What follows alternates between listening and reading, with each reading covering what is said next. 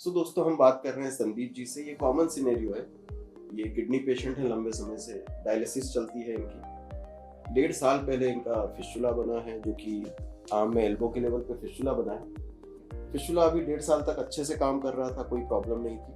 पिछले 3 महीने से इनको इस लेफ्ट अपर लिम्ब में स्वेलिंग आने लगी। दोस्तों हम संदीप जी से इनकी परेशानी समझेंगे। ये किडनी पेशेंट है लंबे समय से और इनकी डायलिसिस होती है। संदीप जी, ये फिस्टुला कब बना है आपका? 2 साल हो गए इसको। 2 साल तभी फिस्टुला अच्छे से काम कर रहा था। हाँ, अभी क्या परेशानी हो रही है संदीप जी आपको? 2-3 महीने से ये क्या, जब भी डायलिसिस के अगले दिन से ये थोड़ा धीरे धीरे सूजन आ जाती है इसमें, थोड़ा ज़्यादा ही सूज जाता है हाथ में। फिर डायलिसिस करते हैं तो फिर वापस थोड़ा सा कम हो जाता है। हाँ, तो आपके ये इस हाथ में स्वेलिंग आने लगी, डायलिसिस से थोड़ी कम होती है, हाँ, लेकिन पूरी तरह से जाती नहीं है। डायलिसिस का जब तक नंबर आता है तब तक काफी सूजन आ जाती है। हाँ, वही। सो दोस्तों ये कॉमन सिनेरियो है। जैसे इनका फिस्टुला अच्छे से काम कर रहा है, फ्लो की कोई प्रॉब्लम नहीं है, लेकिन क्योंकि समय के साथ फ्लोज बढ़ गए हैं और अब हम ये देख रहे हैं पिछले 3 महीने से ये हाथों में स्वेलिंग आने लगी है। तो होता क्या है, फिस्टुला मतलब क्या होता है, हम आर्टरी और वेन के बीच में डायरेक्ट कनेक्शन बनाते हैं, शॉर्ट सर्किट कर देते हैं, जिससे कि हमको हाई फ्लो मिल सके। हाई फ्लो जरूरी है डायलिसिस के लिए। डायलिसिस मशीन में जब हम ब्लड फिल्ट्रेशन के लिए लेते हैं तो वो हमें उसमें हाई फ्लो की ज़रूरत होती है, ताकि ब्लड क्लॉट नहीं हो। और वो फ्लो अचीव करने के लिए हम जानबूझकर आर्टरी और वेन को शॉर्ट सर्किट करते हैं, डायरेक्टली कनेक्ट कर देते हैं। लेकिन वो फ्लो इतना ज़्यादा होता है कि उसके लिए आगे का रास्ता खुला होना चाहिए। अगर आगे कहीं ब्लॉकेज है तो वो हाथ में धीरे धीरे स्वेलिंग आने लगेगी। तो हम अभी इनको चेक करेंगे कलर डॉपलर पे। हम देखते हैं कि क्या आगे की तरफ कोई रुकावट है जिसके कारण ये हाथों में स्वेलिंग आ रही है, और अगर वैसा रहता है तो हम आगे ट्रीटमेंट भी आपसे डिस्कस करेंगे।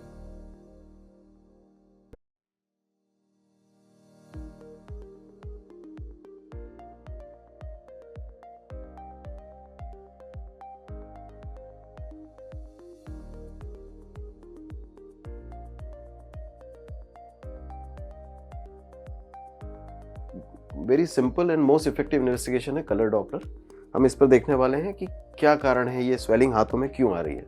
सो ये आर्टरी है जो कि फिस्टुला के चलते हाइपरट्रॉफिड हो गई है।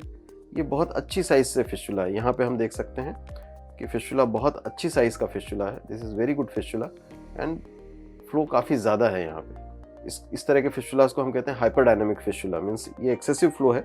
इसी कारण हम देखेंगे तो वेन काफ़ी डायलेट हो गई है, वो यहाँ भी हमें दिखाई दे रही है, और वो चीज़ हम वहाँ भी देख सकते हैं स्क्रीन पे। तो स्क्रीन पे भी हम देख सकते हैं कि ड्रेनिंग वेन्स काफ़ी डायलेटेड एंड टॉर्चुअस हो गई है।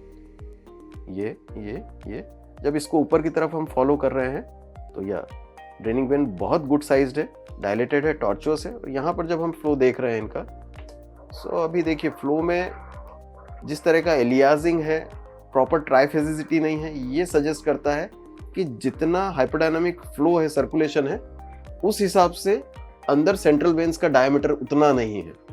तो होता क्या है, किडनी पेशेंट्स में कई बार प्रीवियस हिस्ट्री होती है इनकी जुगुलर लाइन वगैरह की, उसके कारण अंदर के एरिया में, अंदर की वेन्स में सिकुड़न आ जाती है, स्टेनोसिस हो जाती है, और वो जब इतना हाई फ्लो जाता है उस फ्लो को अकोमोडेट नहीं कर पाती है, जिसके कारण थोड़ा प्रेशर बढ़ा हुआ होता है और इसलिए हाथ में स्वेलिंग आने लगती है। सो दोस्तों नेक्स्ट हम बात करेंगे क्या ट्रीटमेंट ऑप्शंस अवेलेबल हैं हमारे पास इसके लिए। सो ट्रीटमेंट ऑप्शंस की अगर हम बात करें तो प्रॉब्लम हो रही है, 2 फैक्टर्स हैं इसके। ये हाइपरडायनामिक सर्कुलेशन, मतलब फ्लो काफ़ी ज़्यादा है, और अंदर की तरफ कहीं ना कहीं वेन्स में ब्लॉकेज है जो प्रेशर बढ़ा रही है। तो या तो हम इस फ्लो को कम करें, जिसको हम बोलेंगे AVF रिडक्शन। लेकिन AVF रिडक्शन कहीं ना कहीं हम चाहते हैं कि फिस्टुला में हमें अच्छा फ्लो मिले, जिससे कि डायलिसिस आसान हो। और रिडक्शन इतना आसान सर्जरी नहीं है, वो एक पूरा सर्जिकल प्रोसीजर होगा जिससे कि हम फिस्टुला रिडक्शन करेंगे। दूसरा, पेशेंट के लिए ज़्यादा कारगर तरीका है कि हम अंदर जो स्टेनोसिस है, अंदर जो ब्लॉकेज हम एक्सपेक्ट कर रहे हैं, उसको हम ओपन कर दें। उसके लिए हम जस्ट आजकल हम बिना सर्जरी के, है ना, मिनिमल इन्वेजिव तरीके से एंजियोग्राफी के रास्ते, लोकल एनेस्थीसिया लेकर, उसके बाद वायर्स, कैथर्स लेकर अंदर जाते हैं, वहाँ पर जाकर एंजियोग्राफी करते हैं, उस एरिया को लोकलाइज करते हैं जहाँ पर कि स्टेनोसिस है। स्टेनोसिस मतलब सिकुड़न है, और उस एरिया को बलून से ओपन कर देते हैं। इसे हम सेंट्रल वीनोप्लास्टी कहते हैं। तो एक बार अंदर का ब्लॉकेज ओपन हो जाएगा तो वो ये फ्लो को आसानी से एकोमोडेट कर लेगा, हमको फ्लो को कम नहीं करना पड़ेगा, और ये डायलिसिस फिस्टुला अच्छे से काम करता रहेगा। और जैसे हम बार बार कहते हैं कि किडनी पेशेंट्स में फिस्टुला इज लाइफ।